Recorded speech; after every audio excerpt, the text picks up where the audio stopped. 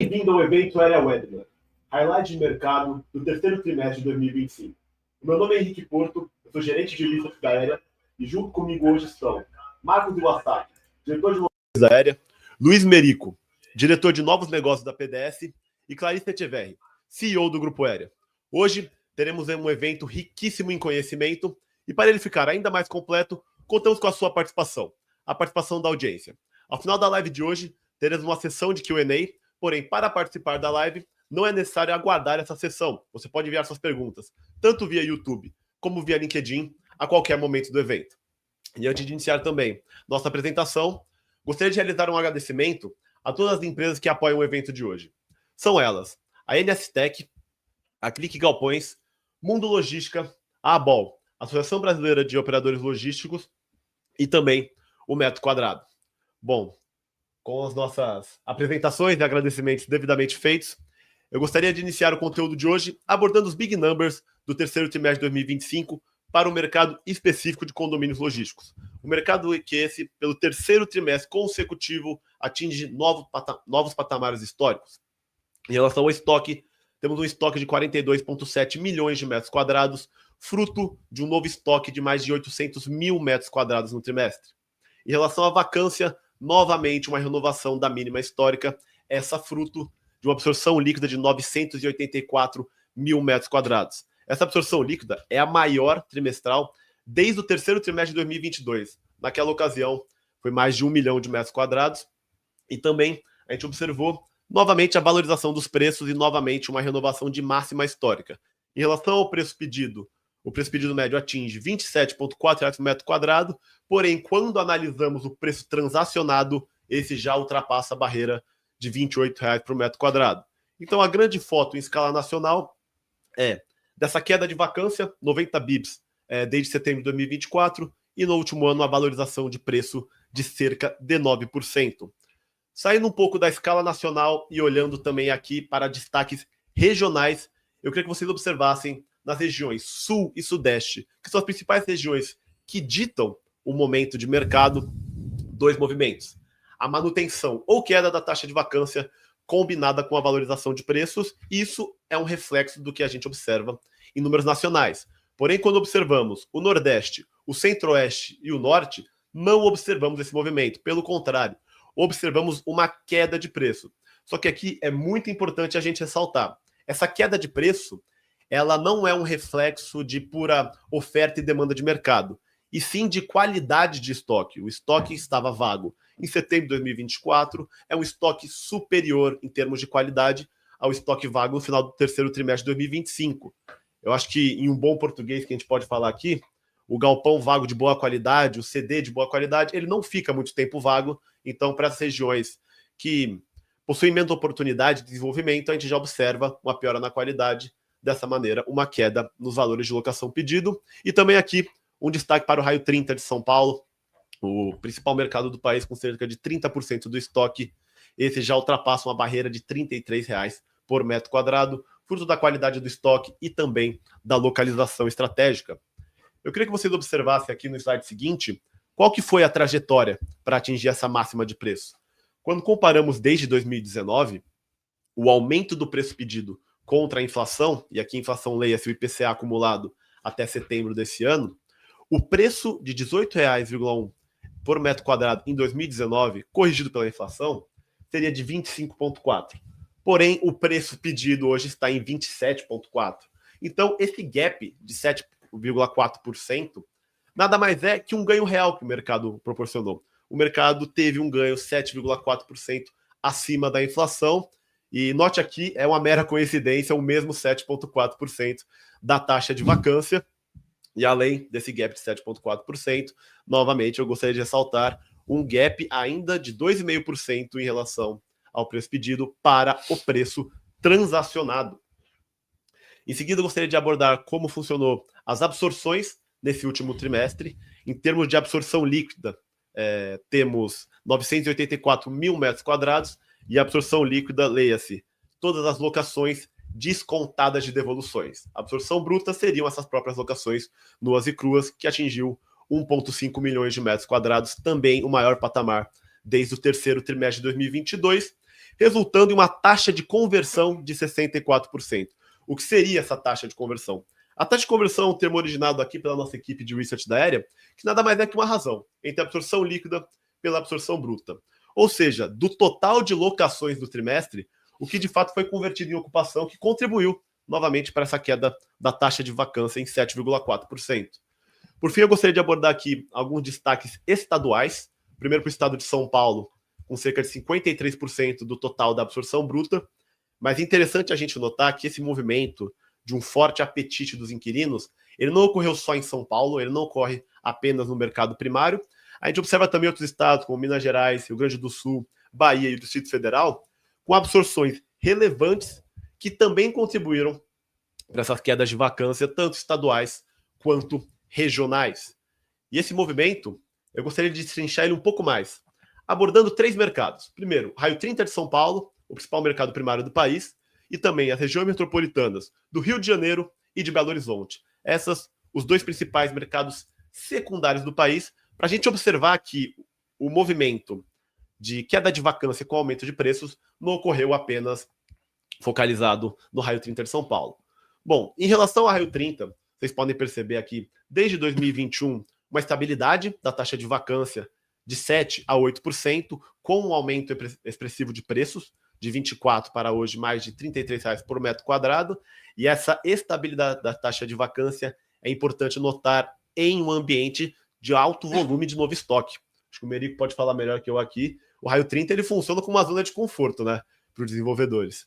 Migrando já para a região metropolitana do Rio de Janeiro, desde 2021, o aumento de preço possui um grau menor do que no Raio 30 e também menor do que na região metropolitana de Belo Horizonte.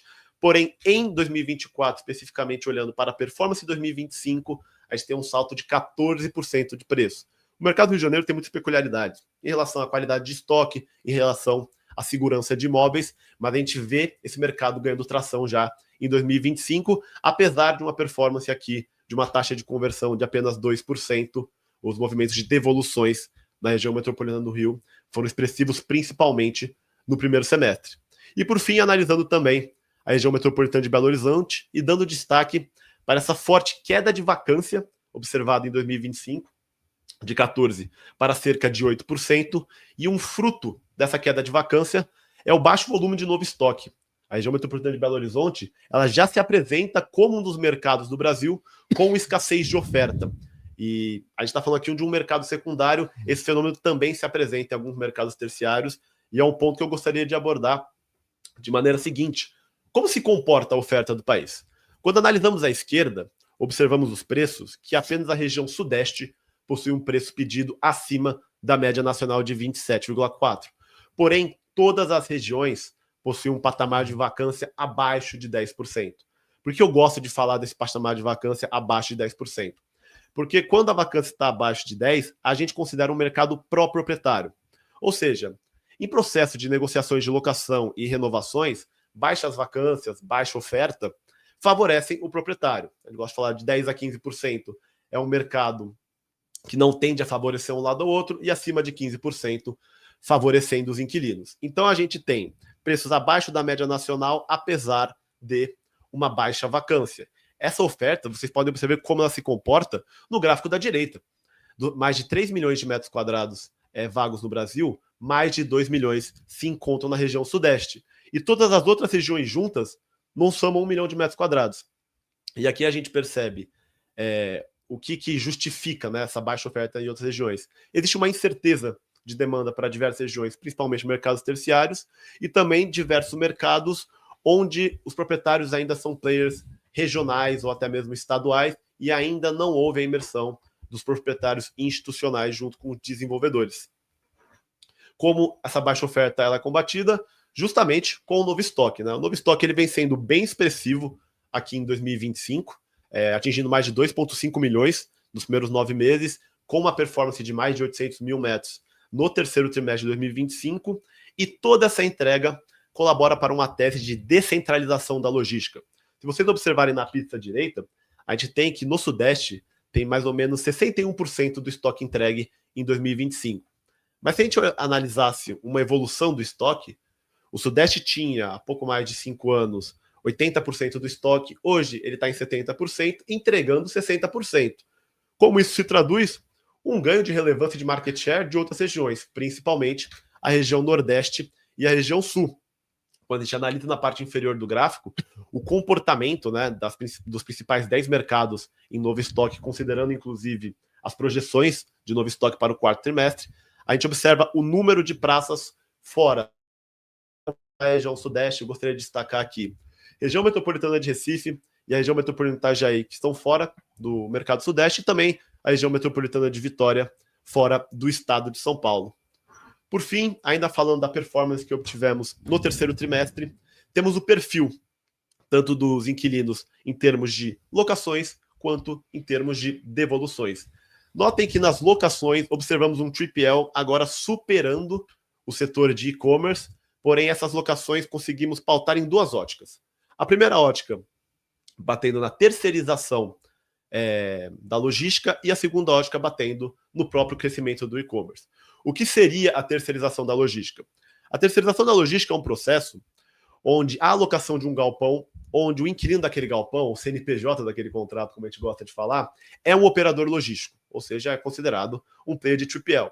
Porém, a operação daquele galpão é exclusiva para uma outra empresa, nos casos, empresas de e-commerce, mas não só elas também, já observamos esse movimento em empresas do setor industrial. Então, o 3PL ele tem uma forte parte do nosso market share, também dando suporte para outros setores. E também o próprio player de e-commerce aqui, com cerca de 36%, somando as duas pautas, 75% das locações do último trimestre. Além disso, como se comportou as devoluções no trimestre, observamos também o protagonismo do setor de 3PL. Porém, o 3PL da pizza da direita é diferente do 3PL da pizza da esquerda. Porque esse da pizza da direita é a pequena e a média empresa, empresas dessas que não só no setor de 3PL, mas no país como um todo, vem sofrendo com uma alta manutenção da taxa de juros, essa de 2 dígitos, há mais de 3 anos, né, desde o primeiro trimestre de 2022. A gente pode perceber esses dois movimentos observando a faixa diária, tanto locada como devolvida. Nas locações, a gente observa uma faixa diária acima de 25, acima de 50 mil metros quadrados, o que bate muito na tecla de BTS para locações, porém nas devoluções, a gente observa devoluções de até 5 mil metros quadrados, que é justamente esse pequeno e médio operador logístico. Bom, essa aqui é uma pincelada de como o mercado vem se comportando, não só no último trimestre, mas em 2025. Eu dei esse primeiro olhar também no comportamento dos setores, e queria chamar para a mesa aqui também o Marcos, um dos fundadores da Aérea. Ele vai abordar aqui um pouco da trajetória do mercado, abordando também a importância de cada setor dentro dessa trajetória. Marcos, seja muito bem-vindo. Obrigado, Henrique. Bom, vou falar um pouco de como que se comportou aqui o histórico da vacância e o que esse histórico da vacância impacta também na evolução aqui do preço pedido, tá? Nos mapas acima, a gente traz aqui um histórico dos últimos 10 anos, tá? Então, em 2015, vacância batendo a nível nacional quase 20%, e reduzindo aí em 62% essa taxa de vacância, hoje atingindo patamares históricos a níveis baixos, né? Então, hoje, a nível nacional, a gente está com 7,4%, e todas as regiões reduziram vacância. Assim, região sul, centro-oeste e norte, com forte pressão para aumento de preço e tendência para BTS, que são vacâncias abaixo de 5%. Nordeste e Sudeste também estão com vacâncias baixas históricas, né? Abaixo de 10%, isso que é um cenário pró-proprietário, que você já mencionou, né, Henrique, e que faz com que a gente tenha forte pressão de aumento de preço acima da inflação em praticamente todas as regiões, tá? Nordeste pode ver que teve uma estabilização, né, de vacância de 9, foi para 8 e se manteve em 8. Isso também muito em virtude de aumento de novo estoque, ou seja, a absorção líquida acompanhou o crescimento do novo estoque, e houve muita tendência de developers institucionais que não investiam nessa região, e manutenção também de developers regionais com o aumento desse novo estoque. Em todas as outras regiões, a absorção líquida foi muito mais forte do que a entrega de novo estoque. Isso mesmo, o novo estoque praticamente dobrando em todas as regiões, né? Então, se você fala a nível nacional, em 2015, o estoque estava praticamente em torno de 23 milhões e hoje está batendo quase 43 milhões, como você mencionou. O segundo maior, a primeira maior região é Sudeste, que tinha 16 milhões, hoje está em quase 30 milhões de metros quadrados.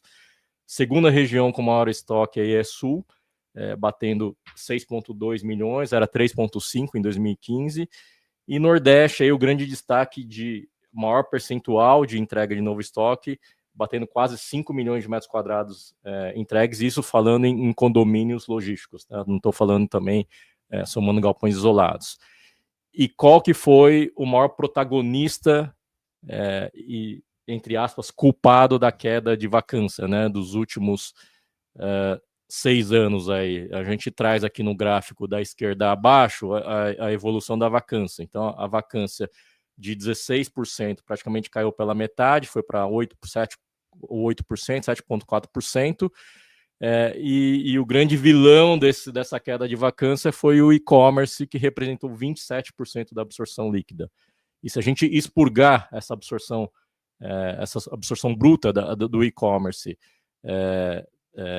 na absorção total, essa taxa de vacância estaria acima de 20%. Tá? No gráfico da direita inferior aqui, a gente traz um pouco da evolução do preço. Então, a gente compara na barra da esquerda o preço médio pedido de mercado contra o preço corrigido pela inflação desde 2019, pré-pandemia. No Brasil, como você já mencionou, cresceu em torno, o mercado está 7% acima da inflação, ou seja, um crescimento real. E destaque aqui para algumas regiões relevantes do Brasil, Guarulhos com 31% acima da inflação, depois vem BH com 9%, e por último aqui Cajamar. Rio de Janeiro ainda, se você comparar valores de 19 até hoje, ainda não superou a inflação. Mas isso não significa que é uma região que está sofrendo com absorção, muito pelo contrário. Em 2019 a vacância estava em 28% e hoje a vacância está quase se aproximando dos 10%, que é aquele percentual que você tem uma pressão de aumento de aluguel acima da inflação. E você trouxe no último gráfico que Rio de Janeiro, eu acho que foi a maior região que cresceu acima da inflação, que foi em torno de 14%. Sim, exato. O que isso indica? Que futuramente Rio de Janeiro tem uma grande tendência positiva para developers e negativa para inquilinos, né? A gente está falando aqui em crescimento de locação. E Rio de Janeiro tem muita particularidade, né? Assim, você tem Rio de Janeiro, onde você mencionou que é muito valorizado, regiões com segurança e produtos de alta qualidade, já praticando 40, 50, tem empreendimento de R$55 o metro quadrado. Então, nesses empreendimentos, desenvolvido com um projeto aderente ao que o inquilino precisa e regiões com segurança, certamente é uma região com bons olhos para novos desenvolvimentos. Passando aqui sobre histórico de absorções e perfil de ocupação, né? No gráfico superior esquerdo aí, a gente traz um pouco aí de absorção bruta, líquida e taxa de conversão, né? Um grande destaque, que nem você mencionou, que é a taxa de conversão, que é tudo que você ocupou menos a devolução. Você pode ver que esse ano a gente bateu a máxima histórica de 60%, e no último TRI foi mais surpreso ainda, que bateu em torno de 64% essa taxa de conversão. Isso indica que a demanda ainda está maior do que a oferta, né? E o que está sobrando de oferta também, em algumas regiões, são ofertas com má qualidade. Com relação a perfil de ocupação, assim, maior destaque, mais uma vez, para e-commerce, né? Então, pré-pandemia, e-commerce representava em torno de 10% dessas ocupações e hoje está em torno de 31%. E também muito destaque para a 3PL. E nesse 3PL também tem um pedaço do e-commerce, porque tem algumas empresas de e-commerce que ainda terceirizam a operação. O que isso significa? Se você somar a participação de ocupação do e-commerce em alguns 3PLs, certamente a absorção do e-commerce é superior à ocupação do 3PL. Indústria também, surpreendentemente, mantendo a bela representatividade, e do lado negativo o varejo, né, que perdeu espaço, assim, caiu em 1/3 a sua representatividade em ocupação, saindo de 25% para 8%. E claro que alguns varejos também terceirizam a operação, né? Então um pedaço dessa participação do 3PL também tem uma parte do varejo, tá? Aqui no gráfico direito, a gente fala um pouco da tendência de pré-locação, principalmente a e-commerce. Então, a pré-locação representa em torno de 20% da absorção bruta nos últimos anos, e e-commerce representou praticamente 50% dessa pré-locação. O que indica isso? Principalmente para grandes naves, fulfillment centers, que precisam de de antecipação, né, de ocupação, e precisam de uma alta especificação técnica, não existe produto hoje pronto no mercado. Então, tudo que é desenvolvido de alta qualidade, principalmente empreendimentos cross-docking, é praticamente 100% pré-locado, né? Então, isso é uma grande tendência no cenário atual que a gente tem hoje de baixa disponibilidade. Bom, agora eu passo a palavra aqui para o Merico, que é diretor de novos negócios da Aérea PDS. Ele está assim, fazendo um belo serviço aí de engenharia e serviços de desenvolvimento. Ele está nos ajudando a incentivar developers a desenvolver novos projetos, mesmo num cenário macroeconômico desafiador e contraciclo, né? A gente vê com bons olhos grandes oportunidades em algumas regiões de fazer desenvolvimento para antecipar essa demanda que está latente aí. Então, Merico, pode falar aí dos desafios que vocês têm hoje aí para desenvolver, principalmente empreendimentos especulativos, né, dado todo o cenário contraciclo macroeconômico. Obrigado, Marcos. Bom dia a todos.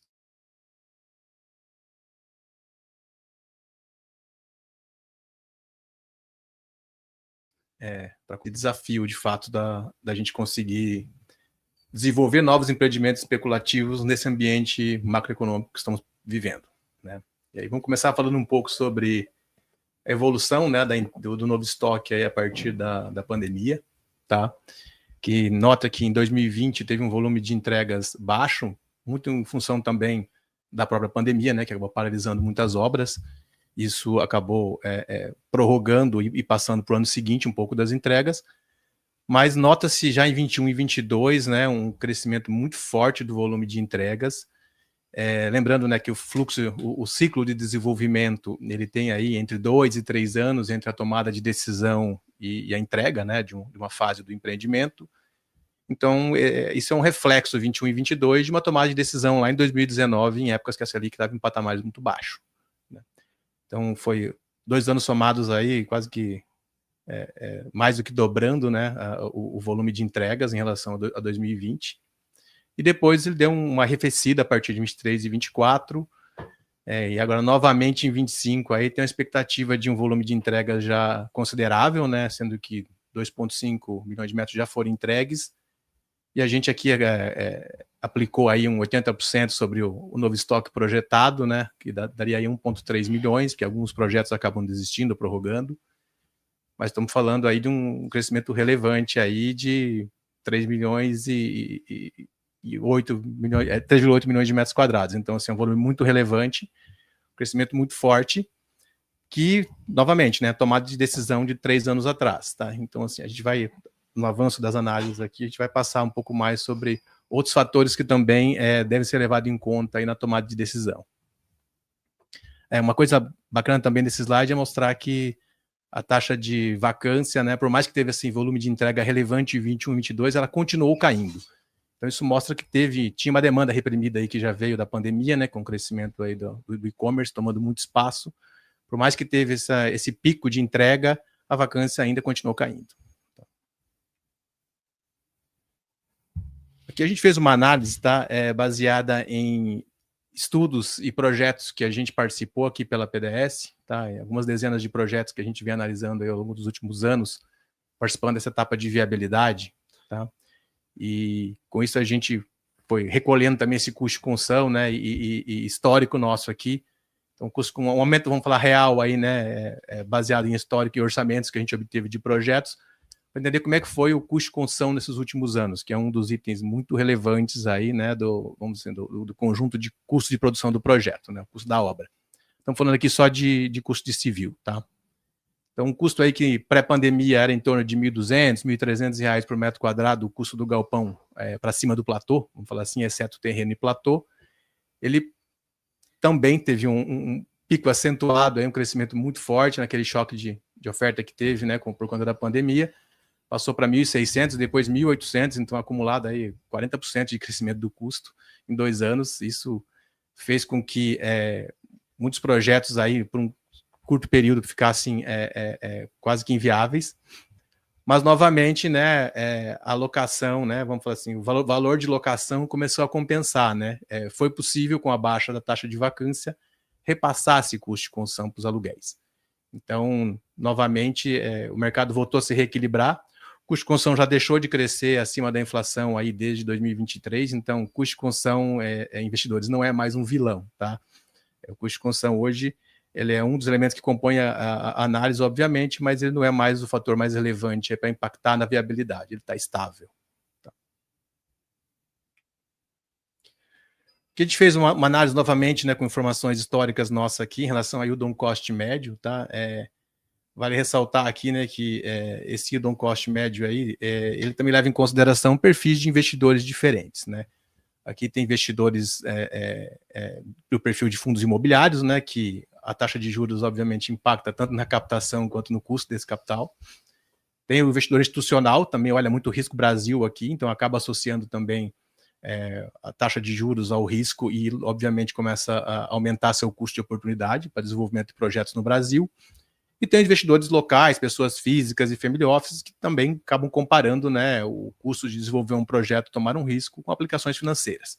Tá? Então teve esse movimento, né, de alta da taxa de juros aí desde 2022 principalmente, e agora novamente 25 muito forte aí com 15%, né, de taxa Selic, que tem um descolamento aí, né, muito forte. Então, fez com que o custo de oportunidade para novos projetos ele subisse. Lembrando que isso é uma média, esse yield on cost médio foi capturado de análise de projetos aí para o estado de São Paulo, especialmente raio 30. Quando a gente vai falar de Brasil, se aplica aí pelo menos uns 50 basis points a mais, por conta de outros riscos envolvidos em praças, né, de menor porte, com pouca barreira de entrada, que acaba obrigando a uma exigência aí de um nível maior de retorno para compensar esse risco. Nesse slide a gente fez aqui uma brincadeira, né, para poder simular com os aluguéis de mercado que a gente teve aqui ao longo da apresentação, né, para Brasil, evolução do preço médio Brasil e evolução de preço médio para raio 30, com o custo de construção, né, que a gente tem aqui de base histórica, qual seria o yield on cost desses projetos, tá? Então, nota-se aqui aí na linha amarela, o yield on cost médio, ele acaba ficando, ao longo dos anos aí, né, de 23 para cá, principalmente, ele vai descolando aí da expectativa dos investidores cada vez mais, e hoje está em 110 basis points aí, a diferença para mercado secundário, né, para Brasil, vamos dizer assim, e para raio 30, um pouquinho abaixo, porque teve um ganho de aluguel mais expressivo, então o crescimento foi maior em relação à inflação para o aluguel, que acabou compensando. Então, assim, a conta está esmagada, então tem desafios hoje para o desenvolvimento de novos projetos, né, em relação a custo de capital, tanto do equity quanto de dívida, né, que está impactando bastante. Tem desafios relacionados às novas exigências e requerimentos dos clientes, porque eles estão cada vez mais vindo com necessidades de novas tecnologias, de mais energia para os CDs, para poder dar conta, né, da automação dos CDs, climatização, que já está sendo exigida em algumas regiões do país, né, especialmente para clientes de e-commerce. Além disso, tem se exigido muitos atributos relacionados a ESG, tá? Cobertura preparada para painel solar, tomadas de recarga de veículo elétrico. Além disso, né, as operações de e-commerce elas demandam uma população maior nos empreendimentos, então isso requer mais vagas, requer mais áreas de suporte maiores, e tudo isso acaba impactando também no custo, né? O projeto em si encarece também o custo de desenvolvimento, né? Não necessariamente a inflação sobre o custo de obras, mas o escopo, tá? Que tem impactado. Mas, novamente, né, o ambiente de mercado ele está favorável, a vacância está baixa, tende a continuar estável, e algumas praças ainda cair um pouco mais, caso a caso, Preço de locação está escalando e a tendência é que continue escalando, porque a reposição do estoque está vindo aí, é um estoque novo, no qual custou mais caro para se produzir e vai ter que se repassar esse custo. Então, tem oportunidade, sim, para novos desenvolvimentos. Tá? Tem que tomar muito cuidado, obviamente, em cada praça, olhar a profundidade do mercado, o tamanho daquele mercado, o quanto vai impactar uma entrega relevante dentro do mercado menor, analisar muito friamente a concorrência e acertar muito o produto, né? Como a Clarice tinha comentado. Esse é um ótimo ponto. Não fazer copy-paste, né? Então, tentar fazer o projeto adequado para cada praça, ser muito assertivo em termos de produto, volume de entrega, tá? Para que não tenha um impacto em você lançar o seu empreendimento e ele causar uma distorção momentânea no mercado. Mas acertando, vamos dizer assim, acertando a análise, acertando o produto, a tendência é que tenha muito sucesso, porque o risco comercial dos empreendimentos ele está bem mais reduzido, dada que essa vacância muito baixa e o preço de locação que escalou. Então, esse é um dos fatores relevantes, né, de risco do projeto, que é o risco comercial, ele está muito mais mitigado, né? Estou falando menos aqui de build-to-suit, que o build-to-suit ele continua sendo viável, né? Note-se que até esse yield on cost que aplicaria para um especulativo hoje, ele funciona para build-to-suit, né? 11,5% aí é o que tem se praticado na maioria dos projetos, e acaba que pela ausência de produtos de qualidade, com as especificações que precisam ter para os locatários, então o BTS vem sendo desenvolvido, inclusive em aluguéis acima, né, do preço médio de mercado. O investidor consegue estruturar financeiramente, ele consegue dívida, né, ele consegue uma engenharia financeira para colocar os projetos de pé, e vem acontecendo isso no volume bem expressivo aí, Brasil afora, especialmente aí, mercado secundário. Tá?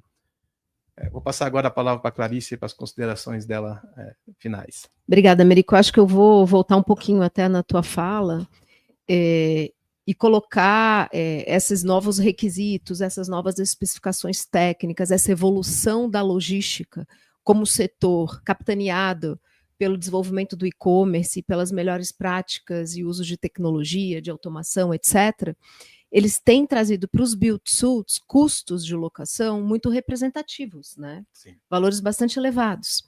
E dentro desse cenário, a gente também trabalhando muito, prestando serviço de desenvolvimento, não só para proprietários, mas também para, muitas vezes, para inquilinos, onde a gente entra na concepção dos projetos, nos aspectos de engenharia, aprovações, etc., a gente vislumbra que, eventualmente, essa escassez de ativos, ela acaba gerando também um fator comercial que não é só a aplicação de um yield on cost direto sobre os custos, né? Então, existe também, para o investidor, um movimento oportunístico, de uma certa maneira, usufruindo desses valores de build-to-suit mais elevados em regiões onde não existe oportunidade. E a gente tem visto, acho que é um movimento muito bacana, desde que a gente fundou a empresa, um outro grau de percepção dos locatários da relevância do real estate na operação deles. E isso tem feito com muitos dos locatários, e a gente não está falando só de e-commerce, a gente está falando de indústria, a gente tem muitos clientes, indústria, operadores logísticos, entrando muito mais detalhadamente nas análises, na composição, para entender por que o custo do meu aluguel está tão alto. O que eu posso fazer para mitigar esse custo? Seja em melhoria de processos internos da operação, né, com um uso de um footprint de um galpão, fruto de uma sofisticação tecnológica ou de automação, como é que eu ocupo de maneira mais eficiente os metros quadrados que eu estou alugando ou os metros quadrados que eu estou ocupando. E a gente também vê, a gente acabou de participar da logística do futuro, né, um outro fator muito interessante, que são tomadas de decisão dos operadores logísticos e das empresas de e-commerce e varejo muito mais baseada em dados. Então, eles têm trabalhado mais, os nossos clientes, com ocupações futuras, expansões baseadas em dados, em análises preditivas. Isso tem feito com que o real estate, de novo, entre numa discussão muito mais estratégica dentro das companhias. E tudo isso tem feito um ciclo virtuoso do desenvolvimento do real estate logístico, capitaneado pela demanda, pelas novas necessidades da demanda, né? Então, assim, ficou para mim a parte mais fácil aqui do webinar, que é falar sobre os resultados. Eu tenho que passar, pronto, obrigada. Falando aqui um pouquinho de visão geral sobre os resultados, eu tenho alguns 6 pontos aqui que eu gostaria de reforçar. Primeiro, que foi amplamente discutido aqui pelos meus colegas, que é a manutenção da taxa de vacância. A taxa de vacância vai se manter no patamar de 8%, a gente fez algumas projeções, assumindo que o mercado de 2025 vai operar com a mesma tendência de absorção que foi o mercado de 2023 e 2024, onde no primeiro semestre desses anos a ocupação foi equivalente ao segundo semestre e vice-versa, aplicando essa mesma tese e fazendo uma pequena correção no novo estoque previsto, a gente sempre faz um delta entre o que é divulgado para calcular o que realmente é entregue, aplicando essa taxa que o Merico já tinha mencionado anteriormente de 80%, tanto para Brasil quanto raio 30, vamos ter uma taxa de vacância em 2025 encerrando no patamar de 8%. E para 2026, se a gente fizer um mercado de 2026 absorvendo a mesma coisa, a média das nossas projeções para 2025, ou seja, já acreditando numa certa estabilização da demanda e considerando os volumes de o volume de novo estoque a ser entregue, corrigindo os 80%, o primeiro trimestre de 2026 também deve encerrar com algo em torno de 8% de taxa de vacância. Para o raio 30, um pouquinho mais alto, alguma coisa em torno de 8,4%, e para o Brasil, alguma coisa em torno de 7,6%. O gráfico aqui do lado direito, em cima da apresentação, mostra para vocês as nossas estimativas de taxa de vacância. Bom, dito isso, somado e adicionado para uma perspectiva ainda muito, não muito, eu diria, elevada de queda de taxa de juros, ainda que exista uma perspectiva futura desses juros reduzir, mas não é algo que vai ser tão abrupto e tão rapidamente, nós estamos batendo na tecla que os preços de locação vão continuar aumentando, pelo cenário econômico e também por tudo aquilo que foi discutido pelo Marcos e pelo Merico e pelo Henrique anteriormente. Alguns números que chamam a atenção. Nós tivemos, se a gente considerar que o ano de 2024 se encerrou com o preço médio pedido na casa de R$ 25,60 por metro quadrado, e esse preço, que se a gente reajustasse, considerasse ele para janeiro de 2025 e reajustasse ele pelo IPCA, ele atingiria alguma coisa em torno de R$ 26,53 o metro quadrado hoje. Comparando com a média nacional de R$ 27,40, isso dá um ganho de R$ 0,87 por metro quadrado a mais do que o reajuste da inflação. Ou seja, em 2025, reforçando em números agora o que foi discutido anteriormente, a gente teve um crescimento real de valor de locação médio em nível nacional de pelo menos 3%. E lógico que a gente viu alguns mercados com valores bem elevados, bem mais altos do que isso. Uma das questões que a gente gostaria de destacar também sobre essa questão de preço é que qualidade importa. A tese da qualidade, ela vem se consolidando como uma tese que veio para ficar. Existe um descolamento de precificação entre os ativos que são ofertados, atendendo os requisitos mais modernos das necessidades dos inquilinos, daqueles ativos que foram entregues no passado. E quando a gente fala de requisitos, a gente não fala só, voltando no ponto, Merico, que você colocou, não só de especificação técnica. É lógico que isso tem que ser dado, né? Existe aí uma diferença real, concreta, das necessidades que os inquilinos têm colocado hoje em dia no mercado. Entretanto, existe também qualidade de projeto, porque no fundo, gente, logística uma logística eficiente é fruto de uma operação eficiente. E o real estate passa a ser um componente muito mais relevante nessa busca desse último centavo pela eficiência, uma vez que a tecnologia se desenvolveu muito no setor logístico. Inteligência artificial, auxiliando muito com modelos preditivos. A parte de automação, aumentando a eficiência operacional, ganhando velocidade, reduzindo custo de mão de obra, diminuindo o tempo das operações, o tempo interno das operações. Os aspectos de qualidade operacional dos ativos, ou seja, um bom projeto logístico, também faz diferença para um galpão, sobre a ótica da operação. Então, a gente destaca também os galpões classe B e C, que foram concebidos ou foram adaptados recentemente através de projetos de retrofit. A gente tem alguns casos exatamente nessa linha dentro da aérea, onde a gente prova que, eventualmente, uma atuação com visão de produto e visão de engenharia num galpão existente, ainda que ele venha a perder área alocável, ele pode sim se tornar um produto mais resiliente e mais valioso a longo prazo. Então, fica aí a dica, galpões B e C, um olhar aí atento, porque eu acho que tem algumas oportunidades no mercado nessa linha. Na parte de pulverização geográfica, algo que a gente também já bateu bastante na tecla, eu queria chamar a atenção que acho que a Aérea foi a primeira empresa a trazer esse tema para a mesa, né? A coisa de 2 anos atrás a gente já falava de pulverização geográfica, dadas as nossas tendências do porquê, nos espelhando em outros mercados mais maduros, onde isso já tinha acontecido, e a gente hoje está no momento que a gente tem dados estatísticos que comprovam aquela nossa tese de 2 anos atrás. Impulsionado pelo Same Day Delivery, por motivações óbvias, né? O estoque tem que estar o mais próximo possível do cliente, mas mais recentemente, e a gente acredita que isso vai acontecer de maneira mais enfática agora com os efeitos da reforma tributária, que é a redução dos custos de transporte. Como eu consigo reduzir custo de transporte e compensar isso de uma certa maneira com um aumento da eficiência da minha entrega? A pulverização geográfica ela passa a ser um aspecto necessário, não desejável, para todo mundo que entrega alguma coisa em algum lugar do Brasil. Então, a gente vê, sim, uma consolidação dos mercados secundários e mercados terciários, com o surgimento de produtos mais alinhados com essa necessidade da entrega rápida, da entrega eficiente, da redução dos custos de transporte. E o que vai acontecer? Aquilo que o Marcos e o Merico já mostraram em dados, que já está acontecendo. Vai continuar a tendência de pré-alocações e contratos de build-to-suit.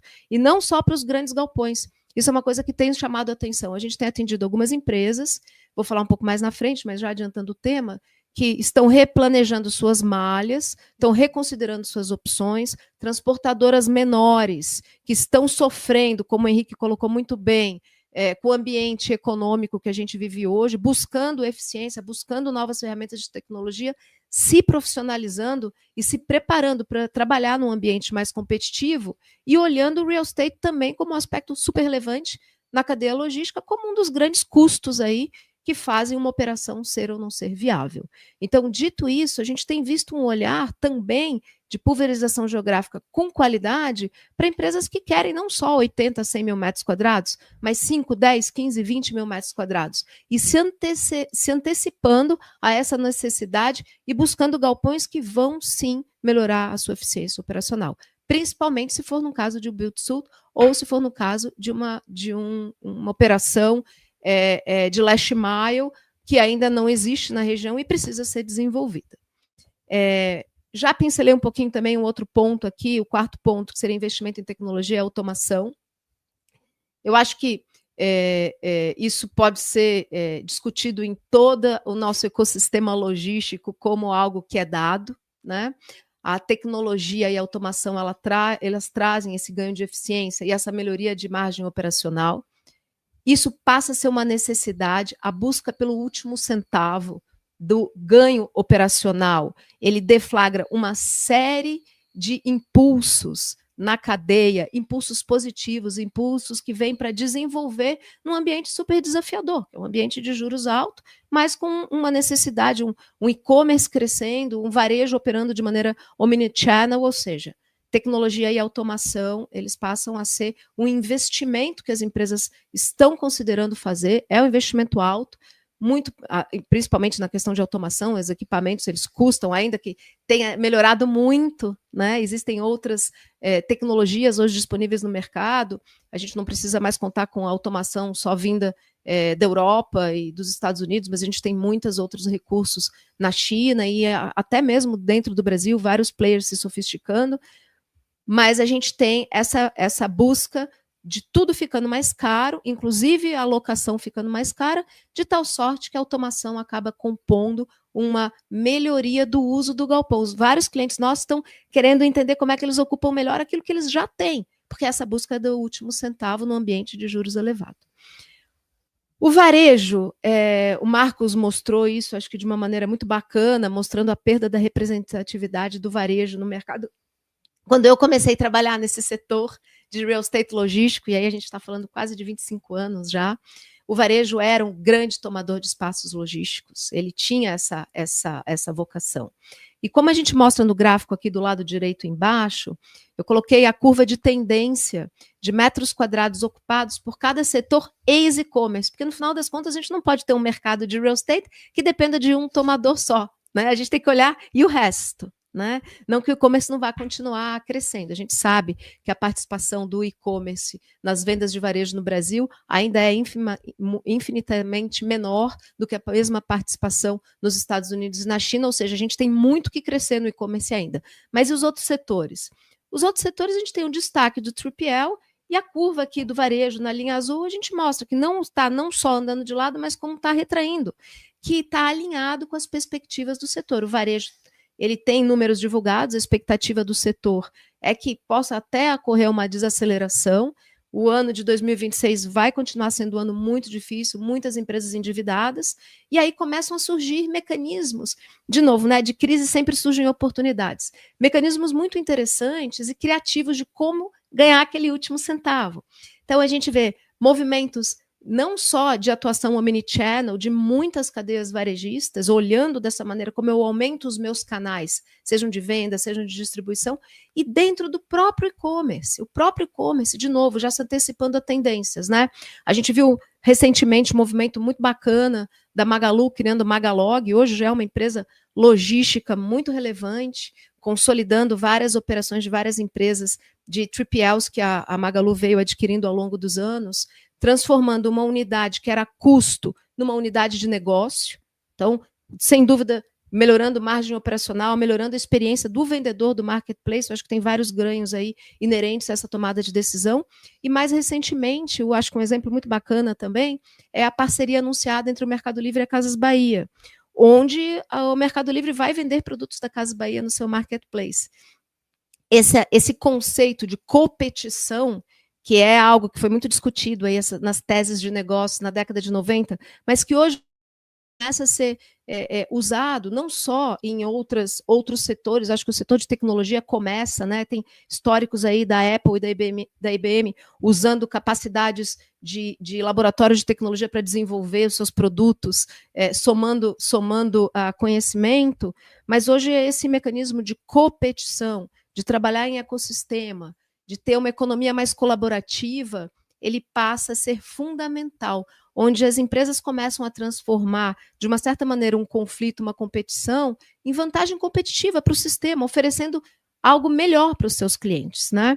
Então, eu acho que essa reação criativa, fomentada pela tecnologia, da troca de vantagens entre empresas, mesmo competidores, faz com que o setor de real estate logístico vá se desenvolver ainda mais, porque os tomadores de espaço estão se sofisticando muito.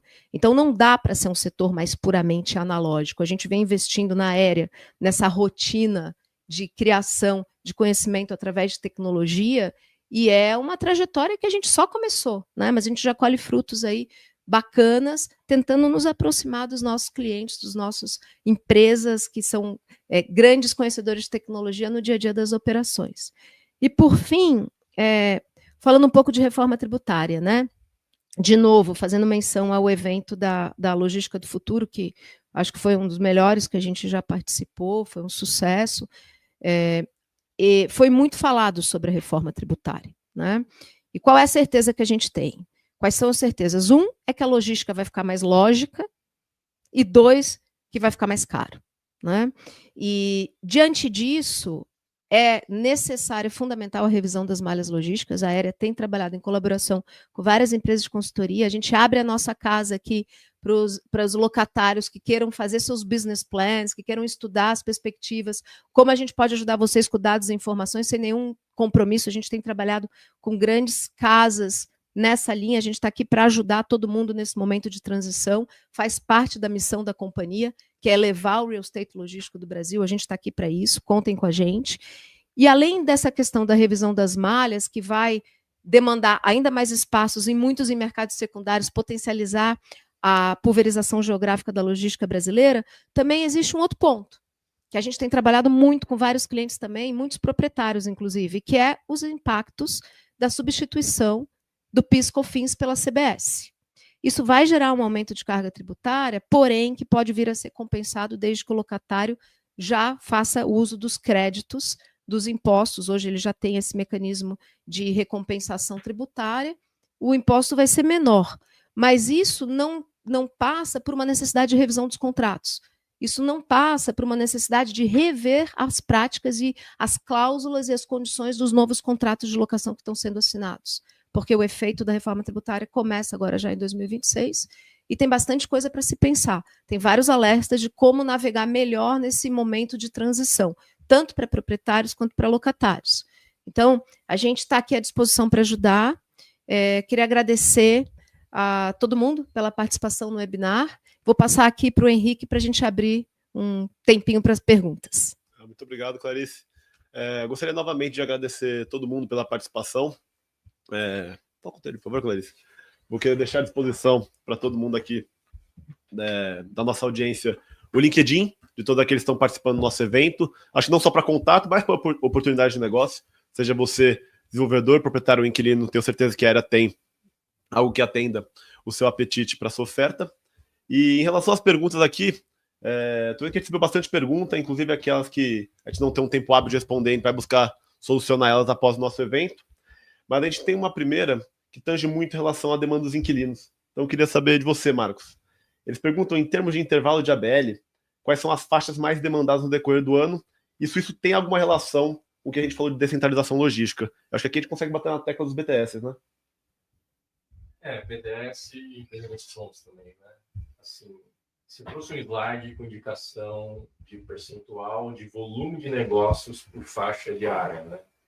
Você trouxe lá que até 5 mil metros, 65% dos negócios foram fechados nessa faixa, só que representatividade de área representou-se 16%. E locações acima de 25 mil metros quadrados, em número de negócios representou 8%, só que representou quase 50% das locações realizadas. Isso na Aera tem uma certa similaridade, só que na Aera a gente atendeu muita demanda de 5 a 10 mil metros quadrados. Só que em volume de áreas, a gente atendeu muitas demandas acima de 25 mil metros e muitas delas acima de 50 mil metros através de processos de build-to-suit que a gente faz, que é um dos serviços da Aera. Seja através de controle de propriedade, seja através de BID, de processos organizados para achar o melhor developer e investidor. E com relação à descentralização, surpreendentemente, eu acredito que próximo de 50% foi fora da região do estado de São Paulo. Uhum.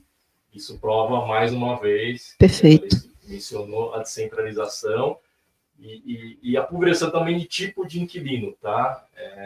É claro que o e-commerce é a grande força motriz, mas atendeu surpreendentemente muita indústria. E a gente participou muito ajudando os 3PLs a participarem de bids. É claro que a gente acompanhou nos últimos meses muitos bids sendo adiados a decisão pelo inquilino, pelo cliente final. Então, número 1, e-commerce, depois indústria e depois o operador logístico. A gente atendeu bastante e pulverizado em todo o território nacional. Não, perfeito. Obrigado, Marcos. A gente também tem uma outra pergunta aqui vinda do YouTube do Pedro, perguntando sobre os custos de desenvolvedores, Merico. A gente falou bastante, né, no custo de construção, ainda mais batendo na tecla junto com o custo de capital, nesse cenário macroeconômico diverso. E a pergunta seria, como a gente comentou, tem um gap do preço do novo estoque acima do preço da disponibilidade imediata. E a pergunta do Pedro é, o que, para além desse custo de construção e capital, afeta nesse gap maior de preço para o novo estoque? Outros fatores que estão subindo a conta aí. Acho que além do repasse do custo, né, existe um ambiente de mercado, né? Um ambiente de mercado que ele é soberano, né? Se você tem uma taxa de vacância muito baixa em nível nacional e preço de locação, ele acaba escalando, né? É inevitável. Como em alguns momentos no Brasil aí que o preço andou de lado aí durante 4, 5 anos em algumas praças, inclusive no estado de São Paulo aqui, que não teve crescimento por conta de taxa de vacância muito elevada, excesso de entregas, agora o ambiente é outro, né? Então, assim, ele é até muito mais relevante, na verdade, a condição de mercado do que o repasse, porque o repasse do custo só acontece, na verdade, por conta do ambiente de mercado. Então, esse é o principal alavanca. Tá? Eu acho que junto também a maior necessidade que os inquilinos vêm requisitando para os galpões, né? Você comentou tanto do aspecto ESG quanto as novas solicitações dos players de e-commerce. Isso, né? Os terrenos hoje estão mais escassos em algumas praças, então eles são terrenos com aproveitamento menor, que requerem investimento maior também, né? A gente está falando ali de custos médios, né? Mas hoje em dia, praças em região de entorno de São Paulo, como Guarulhos, Cajamar, os terrenos que sobraram são terrenos mais desafiadores.